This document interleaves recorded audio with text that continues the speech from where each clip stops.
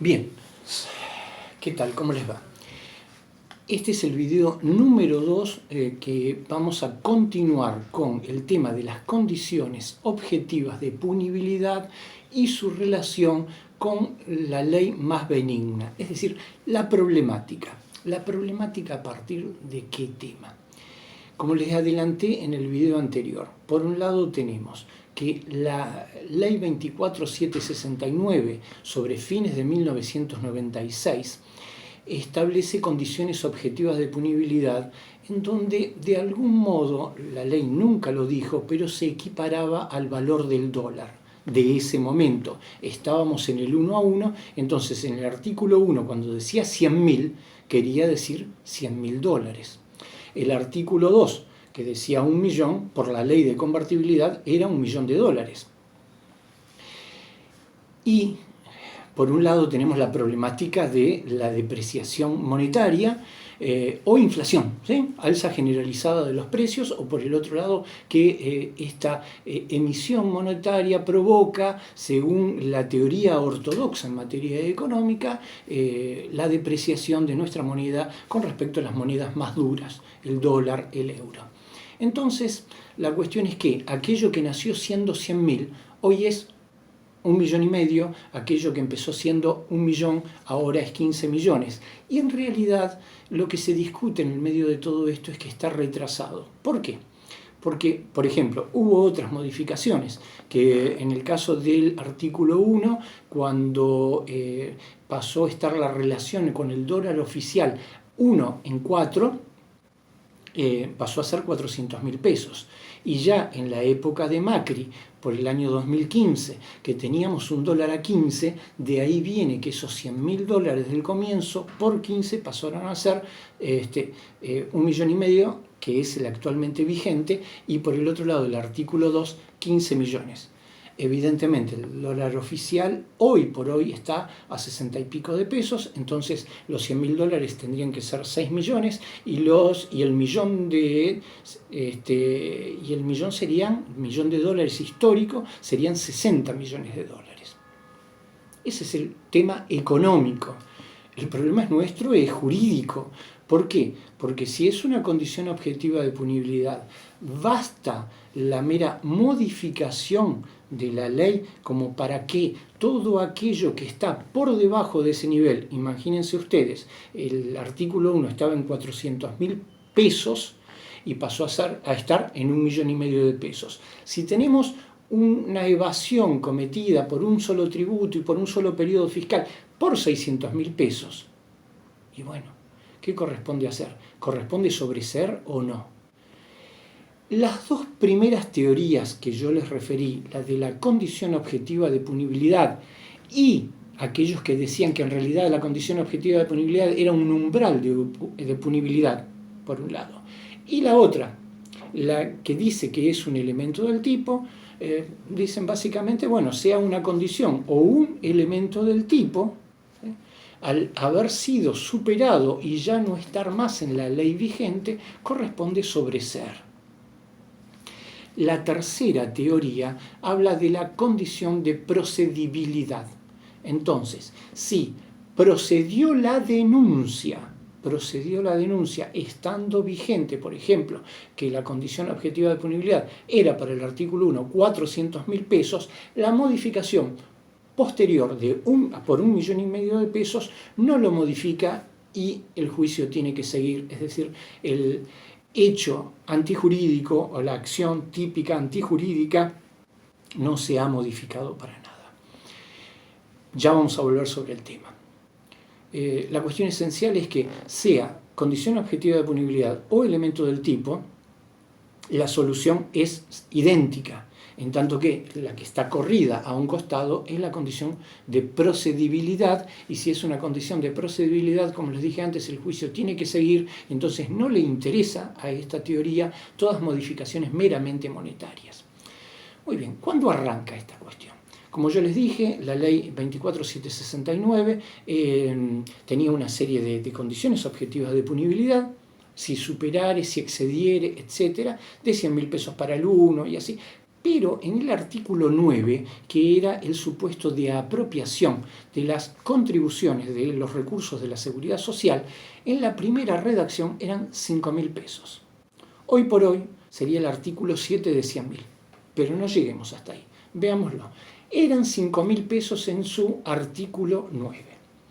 La ley 26.063 lo modifica, incrementa, lo duplica, y aquello que estaba en 5.000 pasa a modificarlo a 10.000 pesos. 10.000 pesos por cada mes y una retención del agente de percepción, del agente de retención de más de 10 días.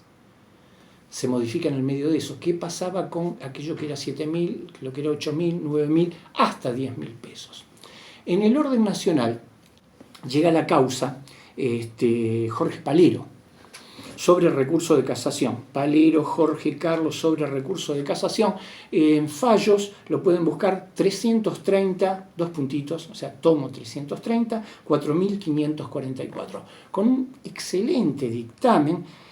Lo voy a leer el dictamen del procurador. Dice: si bien al momento de dictarse la sentencia condenatoria y la posterior decisión del acuo aquí cuestionada, dichos importes resultaban suficientes para que su respectiva retención configurara el delito del artículo 9, es decir, superaban los 5.000 pesos, la reforma operada por la ley 26.063 es clara en cuanto a la exigencia que dicha conducta ilícita implique la omisión de ingresar los recursos de la seguridad social por una suma superior a los 10.000 pesos por cada mes. En tales condiciones entiendo que resulta aplicable al caso la forma retroactiva, esta ley que ha resultado más benigna para el recurrente de acuerdo a lo normado en el artículo 2. ¿Qué dice el artículo 2 del Código Penal?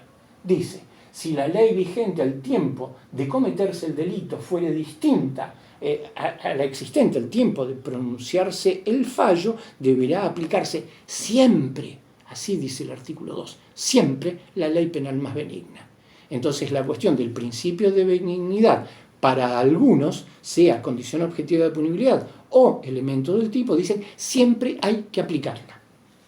La Corte, en este fallo que yo les dije, que está en tomo 330, página 4.544, adhiere al dictamen del procurador, dice, por compartir los argumentos y conclusiones expuestos, convirtiéndose así esta ley, esta doctrina, en cabeza de sumarios de un conjunto de fallos. Porque claro, no es que llega Palero nomás, llegan un conjunto de fallos y dictan el primero en Palero, y así empezaron a dictar conforme Palero.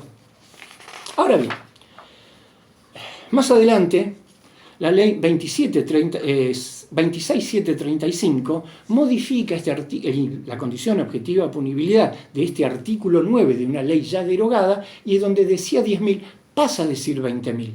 Y entonces empiezan todos los casos a llegar a la Corte. Primera instancia, imagínense ustedes, si tenemos un procesamiento, bueno, ¿qué va a ocurrir? Se apela y va a Cámara de Apelaciones, y en Cámara de Apelaciones iremos a casación, y de casación saltaremos a Corte. Entonces hay que ver cómo va recorriendo cada uno toda esta escalerita para llegar a la Corte. En un momento la Corte dicta una causa que es la de Soler Diego, sobre recurso de casación, que es un fallo del 18 de febrero del año 2014, y aplica el 280 del Código Procesal Civil y Comercial de la Nación. Es decir, no se fundamenta cuando dicen artículo 280 la Corte. Tiene que ver con casos ya tratados por la Corte, en donde no hay ninguna cuestión novedosa. Vieron el caso Cerámica San Lorenzo, los tribunales inferiores deben adaptarse, conformar sus sentencias conforme el criterio de la Corte, salvo modificación.